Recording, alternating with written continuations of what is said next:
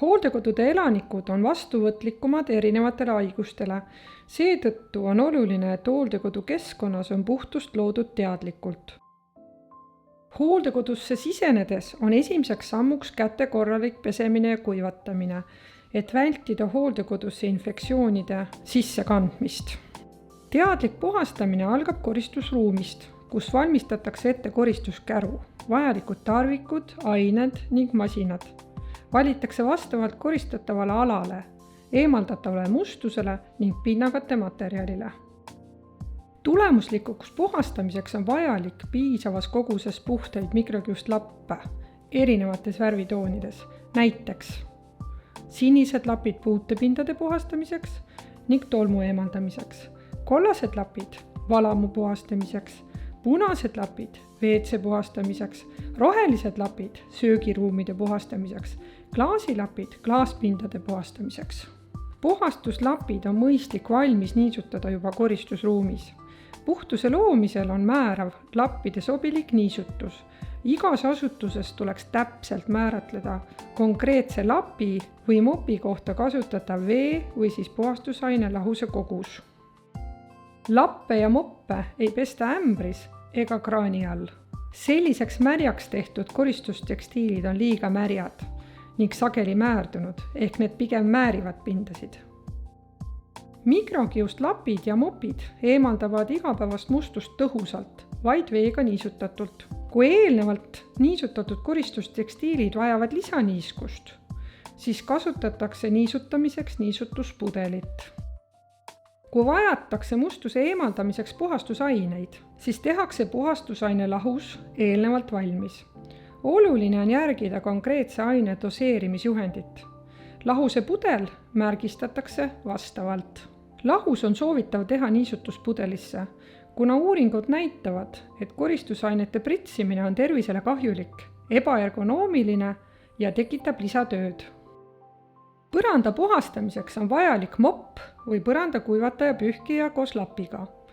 Põranda kuivataja pühkija eeliseks on tema multifunktsionaalsus. Sellega saab pühkida kuiva ja lahtist mustust, kasutada koos mikrokiudlapiga ning koguda vedelikke. Poolpika varrega kühvli ja põranda kuivataja pühkijaga on mugav eemaldada põrandale kukkunud vedelikke ja prahti. Võrreldes harjaga on põranda kuivataja pühkijat lihtsam puhastada ning see tarvik ei tõsta tolmu õhku. Valamu, segisti või trapi puhastamiseks on vajalikud erinevat värvi nõudepesuharjad ning kraaniharjad. Oluline on eristada erinevate pindade puhastamisel kasutatavaid harju. Nõudepesuharja asemel võib kasutada ka karedat mikrokiustlappi, mida saab pärast kasutamist pesumasinas pesta. Kõrgematelt tasapindadelt tolmu eemaldamiseks on vajalik painutatav mööblimopp koos mikrokiustsukaga. Koristuskäru komplekteerimisel on oluline, et igal asjal oleks kindel koht, et puhtad ning kasutatud tarvikud ei puutuks omavahel kokku. Isiklike asjade jaoks peab olema eraldi koht, et vältida kokkupuudet koristustarvikutega. Läbimõeldult komplekteeritud koristuskäruga on mugav alustada tööpäeva. Enne igasse ruumi sisenemist tehakse kätte antiseptika ning pannakse kätte ühekordsed kindad. Esmalt vaadatakse, mis on must ja millised pinnad vajavad puhastamist. Selle põhjal otsustatakse, milliseid tarvikuid ja aineid mustuse eemaldamiseks on mõistlik kasutada. Oluline on planeerida puhastamine aseptiliselt. See tähendab, et puhastamise suund on puhtamalt mustema, ülevalt alla, tagant ettepoole.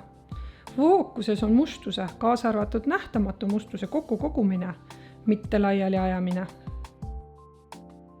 Lapi kasutamisel on oluline seda voltida.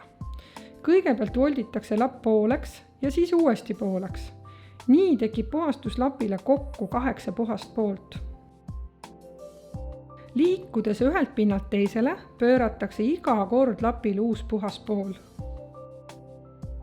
Eluruumide puhul on oluline eemaldada tolm, seda ka ülemistelt tasapindadelt ning puhastada puutepinnad ja valamu. Tolmu on lihtne eemaldada väheniiske mikrokiustlapiga. oluline on, et tolm saab ruumist kokku kogutud, mitte tolmutatud ühest kohast teise. Kõrgete tasapindade puhul on heaks abimeheks painutatav mööblimopp, mida saab kasutada ka pikema varrega. Lapiga pühkimine ei tohi endast järgi jätta triipe ega ka tolmupilve. Puutepinnad on sellised kohad, mida ruumi kasutajad puudutavad, näiteks ukselink, lüliti, lauaäär, ukseserv, voodiäär või muud sellised kohad. Puutepindasid on lihtne puhastada niiske mikrokiust lapiga. Puutepindasid puhastatakse igal koristuskorral, isegi siis, kui silmaga ei ole näha, et need oleksid määrdunud. Puutepindade puhastamisel on oluline jõuline pühkimine. See aitab oluliselt kaasa pinna puhtaks saamisele. Valamu puhastamine on tähtis, sest niiske ja soe keskkond on haiguse tekitajatele soodne koht paljunemiseks. Valamut on lihtne puhastada kareda mikrokiust lapiga või nõudepesuharjaga, kasutades puhastusaine lahust. Pärast pesemist on vajalik valamu ja segisti kuivatada, et tagada pinna lõplik puhtus. Kuivatamiseks kasutatakse mikrokiust lappi. WC puhastamisse on oluline suhtuda tähelepanuga, kuna WC-s võib leiduda eritisi. Seega eeltoodud puhastamise ja aseptika põhimõtted on WC puhul veelgi olulisemad. Hea nipp on jagada ruum tsoonideks, kus iga tsooni puhastamiseks kasutatakse eraldi puhast lappi. Nii välditakse mustuse edasikandmist. Kui ühe ruumi puhastamisel ei kasutatud ära lapi kõiki puhtaid pindasid, siis vaatamata sellele pannakse lapp kasutatud lappide hulka ning järgmise ruumi puhastamist alustatakse puhta lapiga. Kui kliendi eluruum on puhastatud, siis hinnatakse tulemust. Kas kõik mustused said eemaldatud? Kas tulemuseks on nõuetele vastav puhtus? Hea nipp on määratleda 10 kriitilist kohta, mille puhtus on infektsioonide leviku vältimise seisukohalt oluline.